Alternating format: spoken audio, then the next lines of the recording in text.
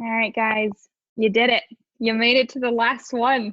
Well done. Thanks for being troopers. Um, I have not that much of an intro. I just want to turn it over to Crystal White, who is probably the best person on the planet. She makes me smile every time she walks in a room. And I'm really excited to hear what she has to say. So, Crystal, without further ado, over to you, my friend. Rosie, can you introduce me everywhere I go and say that? That would be like Yes. amazing. Crystal, before you start, could you give a background on like how you got into real estate and how long you've been at Platt, all that good stuff? Sure. Yeah. So I've been a realtor for 4 years. I'll be going on my 5th year later on this year. And I became a realtor because I loved real estate in my early 20s, and that was a long time ago. I love real estate, but I didn't have the confidence that it took to feel like I could actually make an adequate living just, doing commission sales. So I ended up going into the mortgage industry, became an account executive. And because I had the confidence behind me of a nice base salary, I was able to blow that position out of the water. I did really well, and then the market crashed and what 08 or whatever. So I switched. My life changed. I got remarried and all that, and I became a Mary Kay sales. I went into Mary Kay, became a Mary Kay sales director, and one day woke up and realized like I can sell anything. Like I've learned the skills, and so it gave me the confidence. And so I decided to let go of the organization of over 200 people that I had built over 8 years and let it go, walk away from it, and invest all my time and energy into what I really desired to do, but just was too afraid to do. And that was become a realtor. And I started at FC Tucker because I started on a team and that's where they were at. And once again, I had an aha moment again after talking with my wonderful little friend, Kelly. And it just turned a light bulb on that I wanted something different and more. And I ended up talking with Mark and saw that Platt was that place because it allowed me to have a little more freedom. I felt like I could take off some of the training wheels that I had that served me well at Tucker, but were no longer serving me. So I ended up jumping over here, and now you guys have me. So that's my little how I got into this. I want to first tell you guys I love affirmation. Like I need affirmation. If you have not noticed, that's one of the reasons I probably really, really love Rosie, how she makes me feel. And so I say that because the name of this is How to Stay a Boss. And one of those things is you got to know what you need and you got to be able to open up your mouth and tell people how to give you what you need. And I need affirmation sometimes, guys. So sometimes if you hear something that might be a little valuable or you agree or it was good, a little nod here and there throughout the conversation to be good. Michelle, thanks for teaching us how to do the nod. I love that. So if you could, and I know some people it's early, it's 9 a.m. and we do not see your faces, and that's fine. I don't expect you to nod, but no, really, if you feel like I'm not speaking a different language, but you are getting something, a little nod would be kind of cool. It might fuel me. It might make the conversation a little bit better. So this is called How to Be a Boss, and I chose this name because I always hear people talking about be a boss, boss lady, boss girl, bossing up, boss everywhere, which is awesome. And so I think it's great to become a boss, but I think it is excellent when you can stay your boss. And I don't ever see the hashtags about stay a boss, staying, like it doesn't sound as catchy or cute, right? It sounds like work almost, and it is. And so that's what we're going to be talking about because getting your license, starting your business, those are boss moves, and that's awesome. That is awesome. But the key thing is we want to be able to stay that. We want to stay a boss, whether it's a boss in one field or another, but we want to be able to stay it. So that's the point of this conversation of my training that I'm doing with you today. I just want to share some of the lessons that have served me very well in learning to stay a boss over the last 12 years. of my entrepreneurial experience in being my own boss amidst A-L-O-T, a lot of adversities. And so I have been known to be a drama queen. I own it. I love it.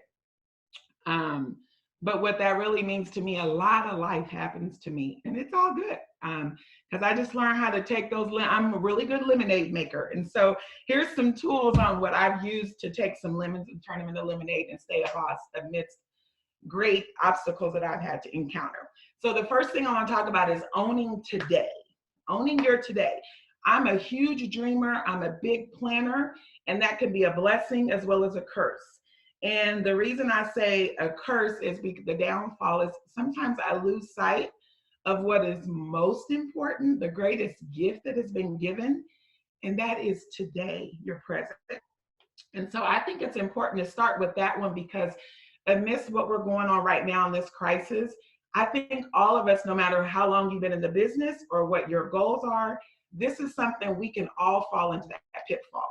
We can be so focused on what if, all these uncertainties that's going on right now in the market and in our world. And we can lose sight of the one thing that is certain, and that's today. What are you doing today? What can you do today? And what does your today look like? And so I think it's so important to own your today and focus on what you can control. And that usually is your today. So being present to that. So if you want to, I've learned this from a great person, a mentor, and I want to share it with you all. And it really helps me to keep that focus of today. And that is, if you want to have a great year, guess what? You got to have great days. And when you have great days, you have great weeks. And when you have great weeks, you have great months. And great months turns into a great year. And it all starts where? With a great day. So own your today. What are you doing today that will positively impact your great year that you want to have? And so don't lose focus of that. When you find yourself watching the news, looking at all this stuff, go back to what's happening to me today. Am I healthy? Do I still have a business? Do I still have people I can call? Do I have clients? If the answer is yes, then own it and make the best of your today. For me, focusing on my day became very vital because it allowed me to positively impact my business rather than react to my business. And I'll say that again, it allowed me to positively impact. So it allowed me to be impactful instead of reactive in my business. So whether it's a crisis or whether it's just it's good stuff. And so later on, I'm going to talk a little bit about one of my best tools that I've used over the past 12 years to be able to show up as my best self every day.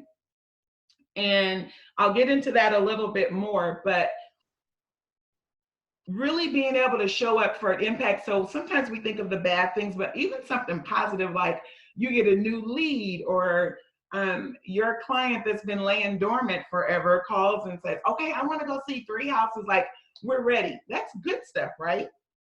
But if we are not owning the day, and if we're not being impactful, we're being reactive. So sometimes we can even be reactive too much to good stuff, where you just make your whole schedule fall wide open and you lose track on the other things you need to do to stay a boss, meaning to stay a realtor, to stay self-employed.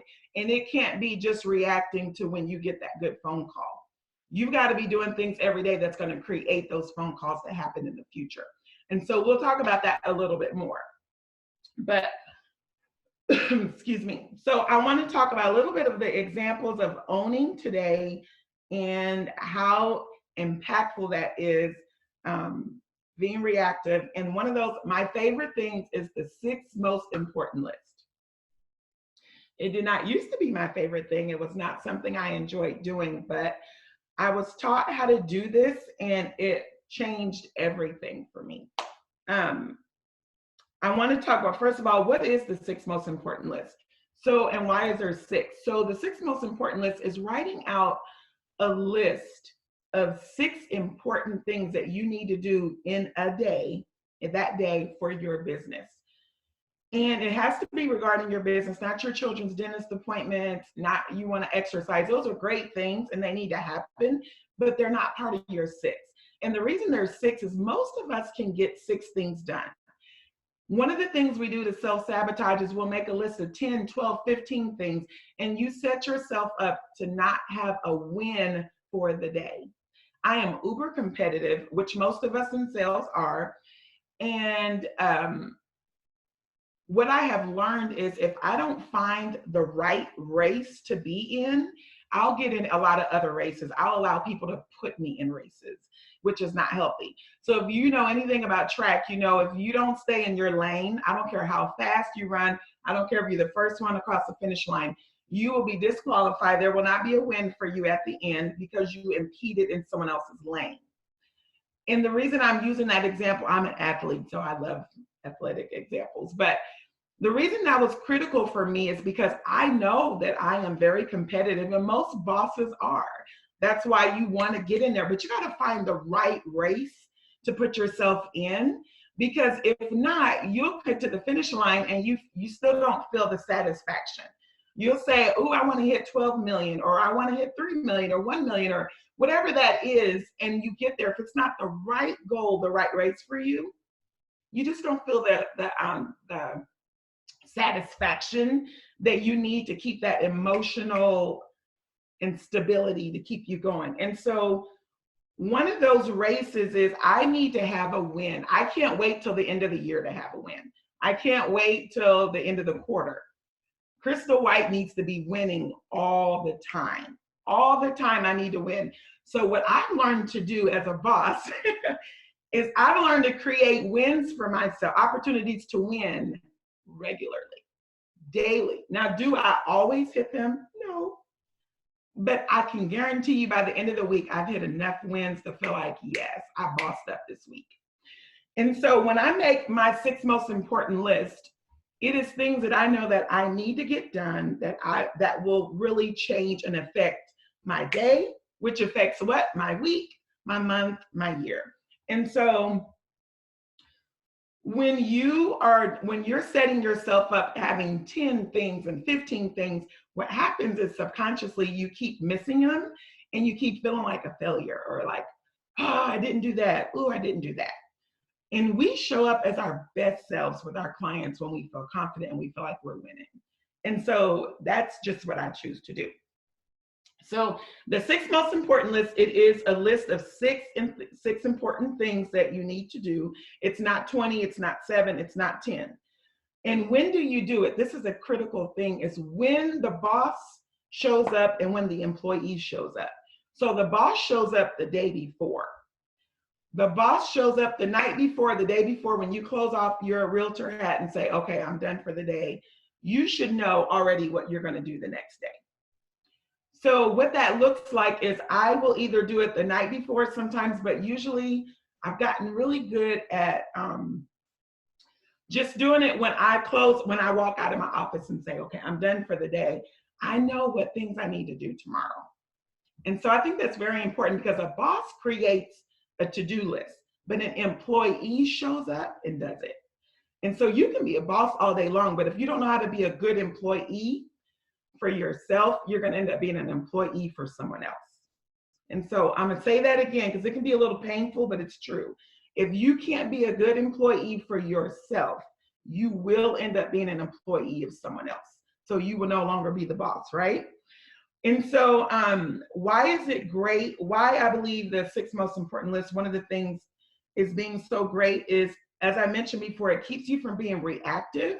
So when I make my list, if someone calls and says, I want to go do lunch, or I want to do this or whatever, because sometimes when you have a flexible schedule, it is horrible because you just keep saying yes because you feel like, okay, well, I make my own schedule. Okay, have you considered all the things that you need to get done today before committing to something else? And so it keeps me from reacting. And even if it's something great, like I said, with showing a house or something like that, you got to use your own discretion, but sometimes it feels very empowering to be able to say, we're going to have to do that let me give you some options on when I can do that. Instead of just saying, sure, when do you want to go? I can say, hey, what works good for you? 4 to 6 tomorrow, or whatever, 2 to 3 on Thursday or whatever. The reason I can do that and do it with confidence, I'm not saying no, but I'm being the boss, because you don't boss my schedule around. I'm letting you know when I'm available based on what I need to get done. And don't get me wrong, of course, I have flexibility, but there are some things in your schedule that you keep pushing off that you're not getting done, that's not allowing you to show up as your best self. Because in the back of your mind, you know that I don't know how I'm going to get next month or the month after or whatever. And it's because you're not owning your own day today. And so I think it's very important.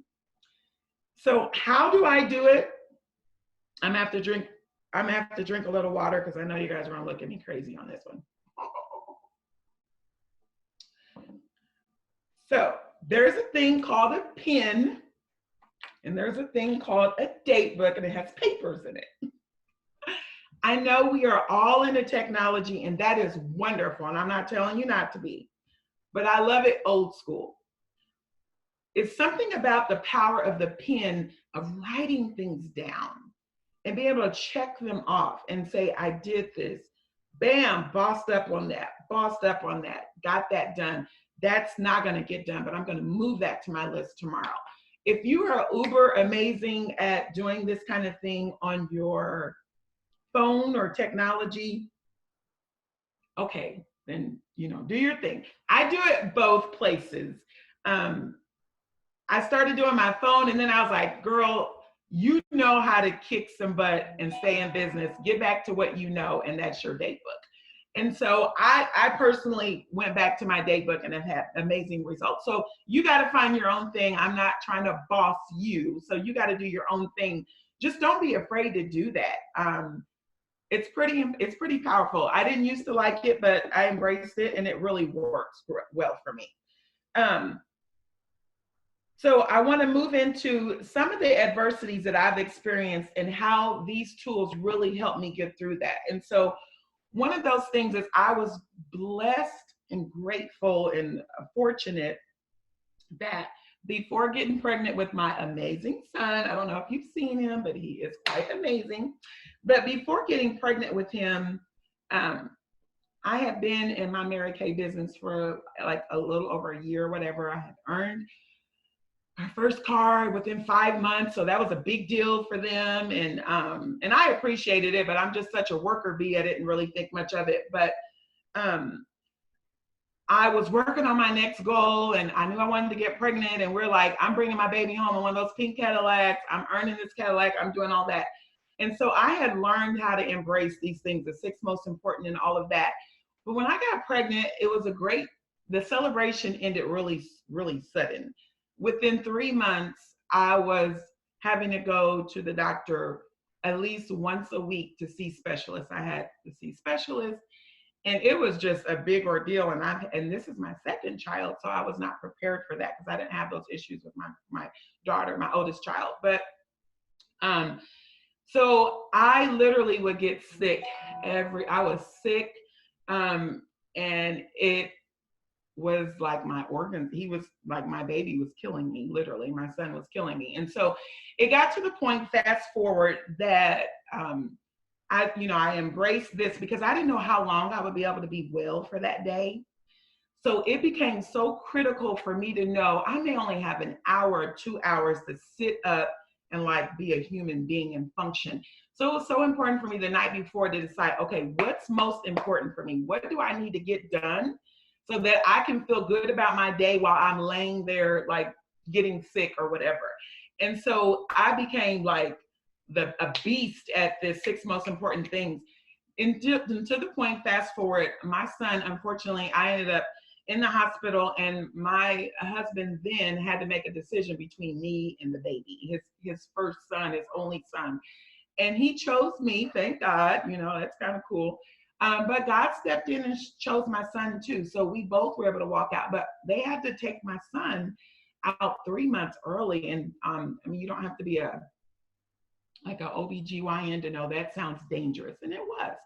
But I was literally dying. Everything was shutting down on me. So they took him out and he spent 5 weeks in the NICU, which was a miracle in itself that he was able to get out in 5 weeks. But I stayed there. I got to be present to the moment. I got to be with my baby, but I still got to focus on parts of my business when I needed to. When I would go in the area, you know, wherever it was for the parents who needed a break in the hospital, and I was able to just do what I could do for that moment. And what I want to share in that is when you start learning the right activity, the right tools, and you do them over and over again, they become second nature. It's kind of like the other day, like I've been riding a bike for a long time. I know how to ride a bike. I'm pretty athletic. I'm good. I rode a bike last year. I bought me a cute little cruiser bike to ride with my son. Well, this year when I brought the bike out, I don't know if it's the quarantine from all the eating, but it was a little bit of a struggle riding my bike. Okay, you don't need to try to visualize it. Just know it was a struggle. And I live in this beautiful area now. I love it. It's hilly. Like where I was riding last year, we were on trails. It was just like straight ground. It was perfect for my cruiser. Well, now there's hills and it's up and down. So I'm riding my bike and I am like struggling, and I'm talking to myself, not out loud, but I'm like, girl, you are 45 years old. Why are you riding up a hill? You know better. And you're in a freaking cruiser. It is for cruising. It is not for mountain climbing. It is not for hills. But I love my son. I'm doing it. But you guys, it was something about going down the hill. All of a sudden, I was a 15-year-old girl again. My hands were up in the air, and I was like, oh my God, the breeze is hitting my face. What was once hard became easy. What was once a struggle to go up the hill, going down was like, oh my God, this was so worth it. And so I want to encourage you, some of the things I'm going to be saying, you're like, I don't know. Or maybe they're not anything that you're going to use, but you know what you need to use, and you got to find your thing. And even when it's a struggle, even when it's hard, you have to decide, I'm willing to get uncomfortable so that I can enjoy being comfortable. And so going up the hill was worth it, because guess what? If I wanted to have my hand in the air and the breeze all in my hair, making me feel like I was in a commercial, I had to ride up the hill. I had to engage the muscles, and I had to sweat, and it was not pretty looking at me going up the hill. But by golly darn it, I looked good going down the darn hill, okay? And that is the same I want to say for you. You may stumble, you may struggle, you may be like, shoot, I didn't do what I was supposed to do again. Dang it, I didn't do it again. But I promise you, it will come to you. And just like with the bike, this was not a new skill I learned. It's the same thing with the 6 most important. I know it works. I've done it, but guess what? There's been times I stopped doing it. And my business, I can see it in my business. And I can go right back to it, just like the bike riding. I can say, you know what? And when I have to start doing it again, guess what? It feels like going up that darn hill. It's like, dang it. But once I get in the flow, and I can tell you right now, I'm in the flow right now, and it feels good. It feels good. And I'm like, COVID, I'm coming for you right now, okay? And I'm coming for you every single day with 6 things, baby. I'm coming for you, right? So, but I wasn't feeling that way last month. I wasn't feeling that way a few months ago. It was more like, oh, I know I need to do that. So I hope that encourages you. Do what you have to do and learn it, because if you do the right activity long enough, the results always follow. Write that down. Do the right activity long enough, the results follow. The key thing is, what is your right activity?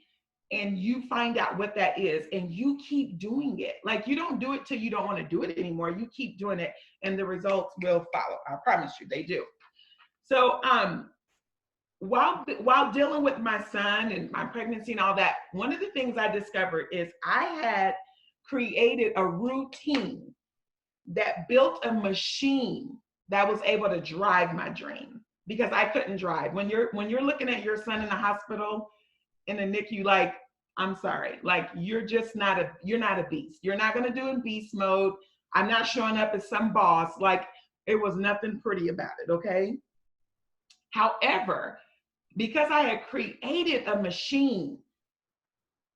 I mean, I had created a routine that built a machine and it drove my dream. I did bring my son home in a Cadillac. I did be able to accomplish those goals. It's the same thing right now. Yeah, right now, today, with the COVID, all this stuff going on. In April, I remember just thinking, I literally had a panic attack in the grocery store. Like, I knew it. I like everybody else didn't kind of know because I was kind of talking myself through it. I'm like, oh my God, this is embarrassing. Like, you need to get your stuff together, girl. Stop crying in the store because I was just freaking out, you know. So we don't need to go into all, you know, it was just about all this uncertainty and all this stuff. But what I started doing, I had a conversation with one of my amazing friends and colleagues, Trisha Mayer, that I absolutely love. She's my person, and a boss has a person. A boss doesn't go at it alone. You got to find your person. I'm not talking about just a friend. I'm talking about a person, your accountability partner that can be like, girl, what is wrong with you? Like, this is not you. Or, girl, you are killing it. And so having an accountability person, and I was able to talk through some things with her, and I was like, you know what? I know what I need to do. And so I did what I had to do. And one of those things is I picked this book back up. Now I'm grateful. I reached out. I started working because I told her, I was like, Trisha, they're giving us great ideas on the calls, but I can't call and check on my clients. I can't do that. I'm not okay.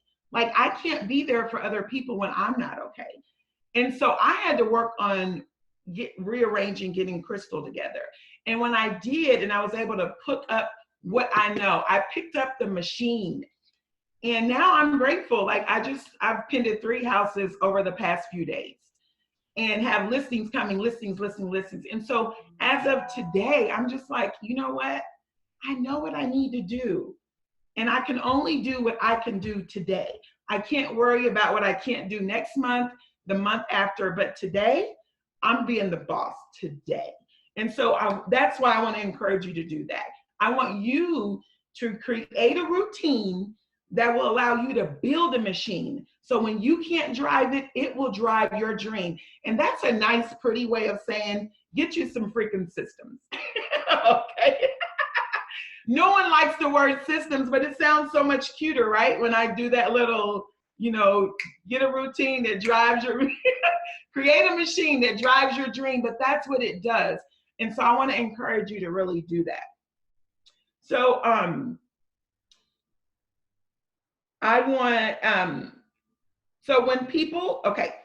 want to share a little bit about when my last thing I want to work on is the 4 reasons people leave. And I want to say when they leave too early, or when they leave out of their sales position, their entrepreneurial sales position, when it's not really a desire. There's 4 reasons why. It could be all 4, it could be one of them, but these are always one of the reasons people leave out of their entrepreneurial sales position. It is they lack the proper skills in one or more of these areas, and it's time management, it's people skills, money management, or emotional management. And I'll say that again. It's time management, people skills, money management, or emotional management. So guess what? As a boss, you have to be able to gauge where do I kind of fare in those areas. You don't have to be amazing at all of them, but you dang sure better have some decent skills in those 4 areas, because those are the 4 areas that, if you do choose to strengthen those skills, will keep you a boss as long as you choose to be one. So I'm going to share just a little bit about each one, and I promise I'm going to be done. And so time management is the first one. And so before actually I get into that, I do want you to kind of write yourself a little note and ask yourself, how do I fare in these 4 areas? Like, how would I rate myself? And then if you already have a person, great. If you don't, make someone that will be honest with you, your person. It could be Jess, it could be Rosie, it could be Mark, whatever, but ask someone, honestly, can you tell me how you think I fit in these different times, these different skill sets? And here's the biggest thing though, you've got to be open to truth. You have to be willing to receive that. So even if they say, well, because it's hard for someone to give constructive criticism. You're putting them in somewhat of an uncomfortable place. So you have to make it very comfortable for them to give you the information you need to stay a boss. And that is, you can't be like, oh man, seriously? Like, you really think that, like, I promise you, if you do that, they'll never be honest with you like that again. They won't tell you that, but they won't, like, because you can't handle it. So you have to be, wherever that was in a movie, can you handle the truth? Like, you have to be able to handle the truth to be able to ask people, what do you think I'm at? What are some, or maybe this is a nicer way to say it. Do you see some areas for improvement for me in these different areas? Maybe that's a nicer way. See, I like it straight, no chaser. Like, because I like results. I'm very results oriented. So the quicker you get me the truth, the quicker I can do something with it, and quicker I can benefit from me doing that. And you don't have to be that way. It's okay. Be real with who you are. Just know that you have to be able to receive the truth that you get. So, okay, so back to these 4 things. One being time. How well do you manage your time? A boss knows how to manage her time, his or her, sorry guys, his or her time better. Whether it's your date book or whether it's a device or whether you're using both of those. We talked about the power of a pen. I just think there's something about the subconscious, about you checking things off, being able to have a sense of completion. Yes. Like, I know it sounds silly, but I am a big celebrator. Because guess what? I know what I need, and I'm not going to wait for you to give me what I need. So I give it to myself on a regular basis. I need to be like, girl, you did that. You did that. Yes. Right? So I don't need to wait for someone else to tell me that. Like, I tell myself because I need it regularly. And so you probably need it more than what you think you do too. And so you've got to get real with knowing who you are. It also shows as a track record. It's a proven track record. You show me your date book, I can show you where your future is going. You show me your date book, I can show you what your weeks, your months, your years looking like. Like, you don't have to wait around like, I wonder how this year is going to pan out. Let me see your date book. Let's see what you got going on. I can tell you right now where that's probably going to go. And so it's a blueprint also for you. So one of the things that I love about doing it this way is when I remember I've had the beautiful benefit of earning several cars in Mary Kay, those fluffy pink Cadillac, cars. So one of the beautiful things is, like, it didn't feel beautiful then, but Mary Kay, they're smart. They know they any sales position you attract, real estate, whatever, you attract a lot of competitive people. So they gave people a race to get in. They gave them a race instead of you finding your own race. They gave a ton of races. Like, there was a ton of things. And so one of the things that I always made sure, I was like, I've always got to, so you have to re-qualify. They want you always in qualifying mode because they know that when you are a boss of your own, you can get comfortable and live off of yesterday's accomplishments. Man, one year I sold 10 million, or one year, man, it was amazing. But what did you do last year? What are you doing this year? What did you do yesterday? Right? And so I remember being stuck, just really being stuck, because as if my son was enough, it seemed like there was something that just kept going on. And rather than share with you all of those traumatic things, I was stuck, and I needed to figure out what was going on. So what I did, and this serves 2 purposes for us in real estate, I was able to go back in my day book and see what activity was I doing when I earned my first Cadillac. What did my days look like? What did my weeks look like? I couldn't go back and remember that, but I didn't have to, because I just opened up my date book. I was looking at how many appointments was I doing, how many things, and you can do the same thing. What did it look like when you had an amazing year? Can you go back? So I never threw my date books away, because they serve as a place to be able to go back and look at things. So if you're tracking it with your phone or whatever, and once again, that's cool. I'm not going to judge you. long as you choose to go back and you can look at that and you can see how many appointments were I holding, how many listing appointments was I holding, how many buyer consultations was I doing, how often was I calling people, things like that help you. It serves as a blueprint. And for you that are team leaders or you're thinking about getting a team, what better way to be able to transfer and show your team, this is how I got where I did. This is how I sold my first million. This is how I got to the next threshold of 3 million. This is how I got to 5 million. You want to know how I did it? I did it right here. I held this many listing appointments. And guess what? Out of all those listing appointments, I only got this many listings. So they can actually kind of go back with you when you were kind of in their shoes, if that makes sense. So it is so valuable. And I will say, I will get off my soapbox. Date books, but I really hope you feel my passion in that, because it has really served as a big tool for me. Because remember, doing enough of the right activity brings the results, and that's where a lot of us get stuck, or we get frustrated when we're trying to go to the next level. And just think of how awesome it would be if you went and spoke to a person that's at that level and they were able to share, well, this is what I did. Because it's different for someone to say, yeah, well, I did that because I had X amount of buyer closing, X amount of listing closings. That is great. That is awesome. But I don't know about you, but I need a little more than that. Like, I would love to know, like, how did you get that? Like, were you calling people every day? Like, what did that look like? And so that serves as a great way of being able to do that. And so now we're literally done, okay? We're done with date books. So that's just part of my time management. You've got to find what works for you again, and you got to work the crap out of it, okay? Number 2 is people management. I know you guys all know this. I'm preaching to the choir. We're not in the business of houses. We're in the people business. Because in order for you to even have a house to sell, guess what? You got to know how to connect with people. You got to be able to gain the trust and loyalty of people, of someone who will trust you to even show you a house. And then you've got to, once you do that, find a house, you've got to be able to negotiate people, work with other realtors, all these things, all these moving parts and people to be able to move that from an offer all the way to a closing and then to a repeat client. So people skills, no, that's a no-brainer, right? So as far as people skills, what I will say is systems help with that. They really do. And when I tell you, systems used to be a cuss word in my language.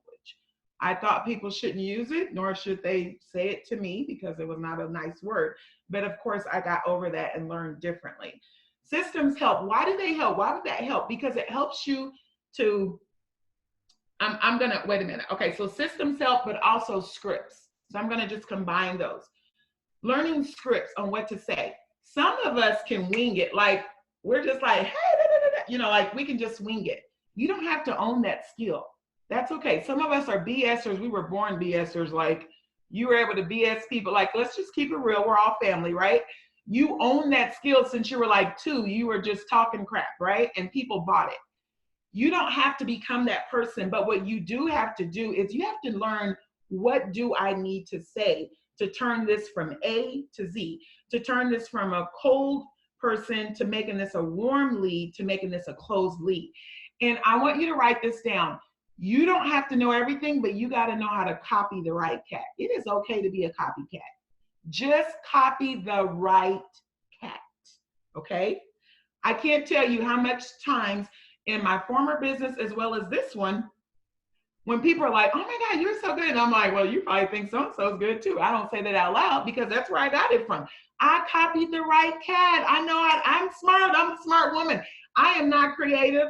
I'm not required to be creative. And trust me, I do not get paid based on my creativity. If it's already been created and someone has done it, then by golly, George, I'm going to borrow it from you and I'm going to own it and make it mine. And that includes scripts, knowing what to say and how to say it. And when you practice scripts behind the scenes, they become yours. You begin to own it. And so in the scheme of that, having the systems, having the scripts in place, why is that so important? The one main reason is because it allows you to focus on the person in front of you, or the person that's on the phone with you. You're not worried about, oh my God, did I say this? Did I do this? Did I do it? All this chatter is not going on in your head. You're present to the moment. You're able to talk to them because your confidence is on 10 because you already know what you need to do. You already know what you need to say. And so that is why it's so important. Practice those scripts. I am a huge script person. I'm big on that. And the other thing is, I want you to write this down really honestly. I really hope you get this in your spirit, in your brain. People don't always remember what you said. So even if you screw up and you say the wrong thing, not a big deal. People don't always remember what you said, but they will never forget how they felt in your presence, how you made them feel. And that's what sold me on doing the scripts, doing the systems, because I want people to feel valued, engaged. I want them to feel important in my space. Well, they can't feel important if I'm having this head chatter about, did I do this? Did I do that? Oh yeah. Oh yeah. Oh crap. What about your email? I didn't get your email. You know, like if I'm doing all this stuff, but if I've got systems in place, it's like boom, boom, boom. It's like riding that bike. It may be a little dusty at first, but I'm putting my hands up and I'm feeling the breeze on my face. And that's what systems and learning scripts will do for you if you choose to do that. So don't be afraid to be a copycat. What do we need to do? Copy the right cat, right? Just copy the right cat. So ask for feedback from other people too, like with people skills, like really ask, am I a butthole? Like, am I easy to be around? But you got to ask the right person that you feel comfortable and you know they're going to be real with you to say, girl, you are a butthole. Like, like I love you, but you know what I mean? Like you need that. And so, and then like you go out and then that's what you find and you focus on, like, how can I hone in on my people skills? So we did time management skills, people skills. The third one's going to be money management. Oh my gosh. So many realtors make a crap ton of money and then they can't stay in business. They have to go get a job. Why? Because they haven't managed the money that they had coming in. The answer is not always making more money. You got to manage what you have. And so attract number grows. I'll say that again. Attract number grows. Knowing, a boss knows their production. A boss knows where they're sitting at. They may not have it memorized right there, but it's easily accessible. Like, oh yeah. And I'm not talking about going on my board to be like, hold on, I'll tell you where I'm at. Like, you should be tracking that for yourself because it grows when you do that. Your expenses, you should know, like, what am I out here spending? And I will even venture to say, and this is something that I've got to work on, what I'm going to say, is how much does it cost to run your business? Do you know that number? Like, how much does it cost for you to run? Because here's the thing, when you start to track your expenses, sometimes that number decreases because you're like, holy cow, I'm really spending a lot. But then your bottom line profit number begins to grow. So you should be able to track those things in your profits and stuff and get money management tips, like not just when we're in a down market or shifting. That is all the time, okay? That is so big. I've seen that so much with realtors. And it's really interesting because they feel like they've got to put on this persona that I'm a baller, I'm out here doing whatever I need to do. And it's like, but at the end of the day, you come across as so freaking desperate. And I'm just going to share a secret with you guys, my friends. Desperation stinks on anybody. Not a good smell. I can smell desperation a mile away, even when it's housed in Louis Vuitton, the best car, best house. Desperation stinks. And it's not a good look. It's not a good smell on anyone. And you don't have to be desperate many times when you choose to own those skills on money management. Making more money is not always the answer. And I'll leave that at that. The last one, the fourth one, is emotional management. For me, emotional management, the biggest thing for me is knowing my goal and why is that goal that goal. Like knowing what success is to you. To stay a boss, you have to know, what is success to me? What does that look like? Does it look like a number, 10 million? Because I don't know about you, but that doesn't get me up. That doesn't wake me up in the morning and make me jump up and start moving around. And so before I go into that and you guys say, Crystal, you're crazy, because that would make me jump up. Let me explain a little bit more. So if someone said, man, that was $1 million over there, or that person just got $1 million, or whatever they were saying the number, and you saw the number $1 million, like one and all the zeros in the comma, like that would probably fire off some pretty interesting things, right? Like, oh, that's nice. But could you imagine now if you saw $1 million? Like literally all the 20s, the hundreds, like the 50s mound up. And I want you to think for a minute, you don't have to admit it to me, but think for a minute, which visual is more powerful for you? The number 1 million or the stacks of cash that amount to $1 million? No brainer for me. There's not even a comparison. I want that. Like I want all those 20s, all the what? Like that is big.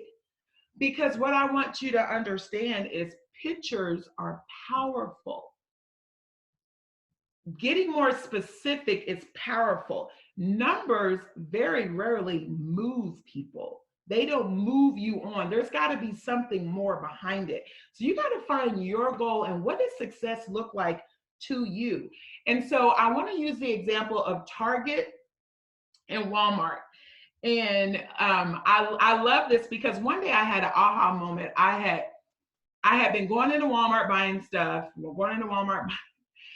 getting stuff out of there, and I'm like, oh my, and I found myself like leaving complaining all the time. I'm like, this is ridiculous. They should do this. They should have.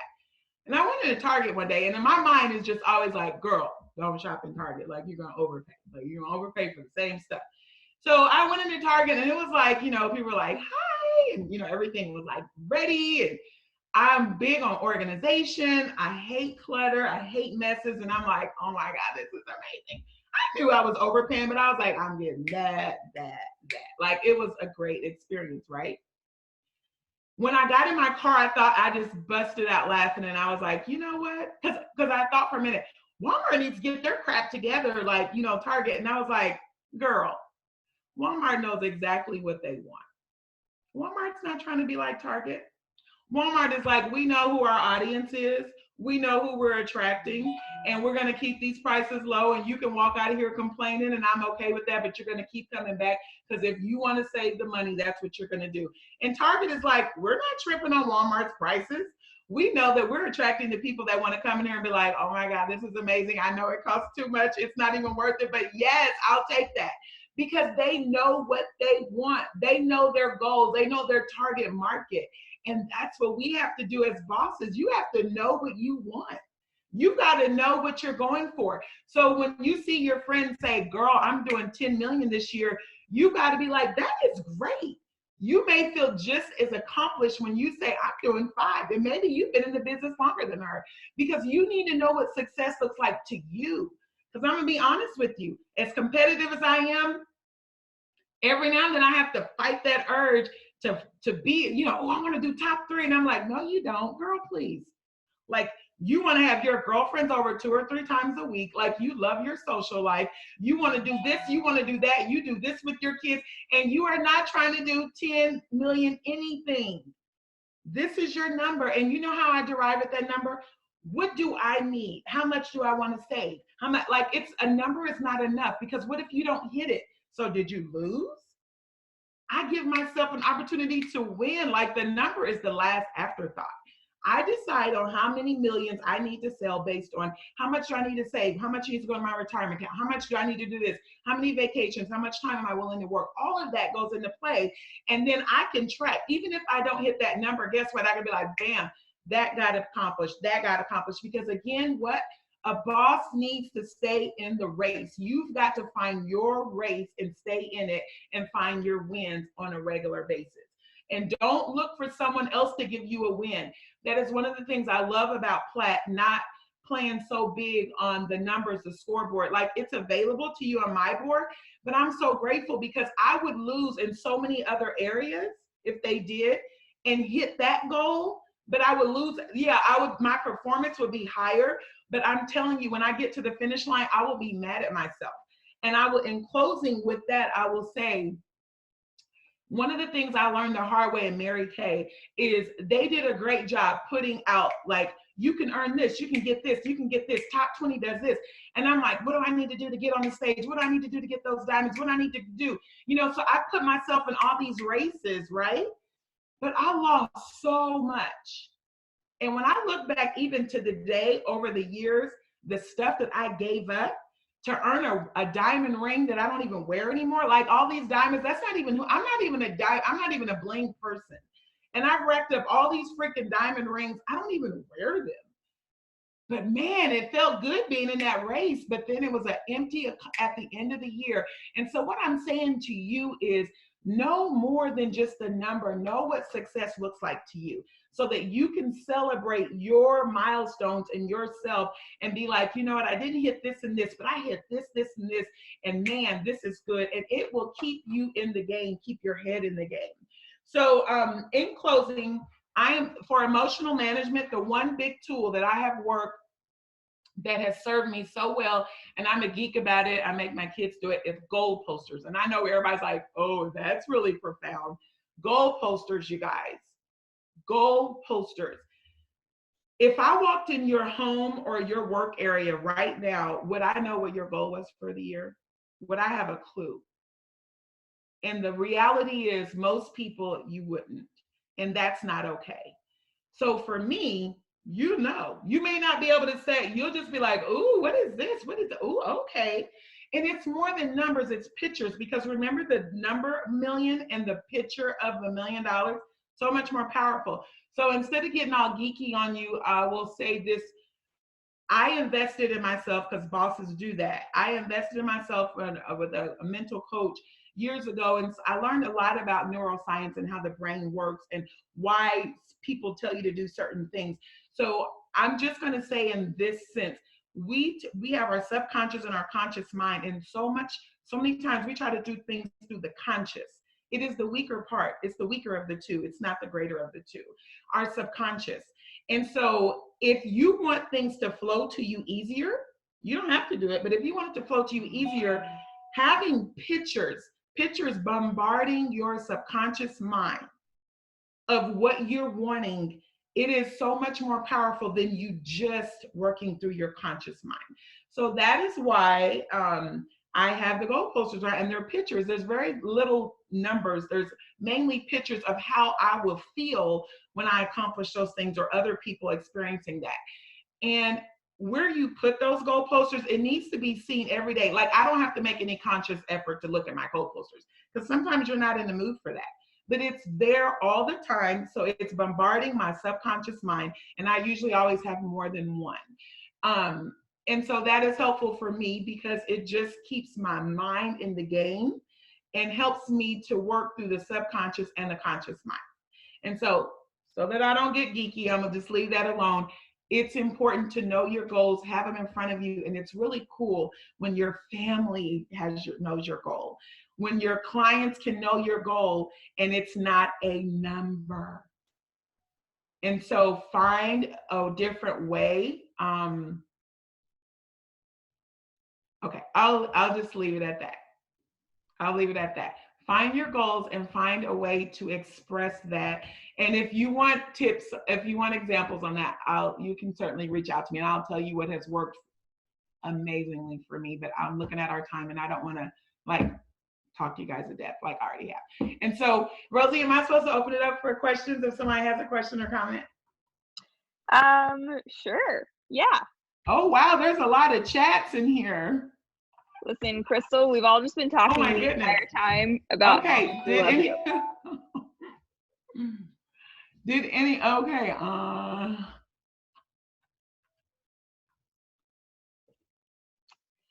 You guys are really, thank you. You're making me blush. I wish I could read these in private now. Kelly, I love you, girl. Yeah, I think I can speak for all of us in saying that we all just want like a daily pep talk from Crystal, please. Oh, thank you. Seriously, thank Kelly you. Kelly even showed her face. Hi, Kelly. So good. Hi, baby. Any other, but does anybody have a question over something I might have said in our last 3 minutes? No question? Okay. Oh. Crystal, thank you so much. This was perfect. The most magical way to round out these 2 weeks of training. So thank you so much. You are so welcome. Thanks, guys. And thank you for the affirmations.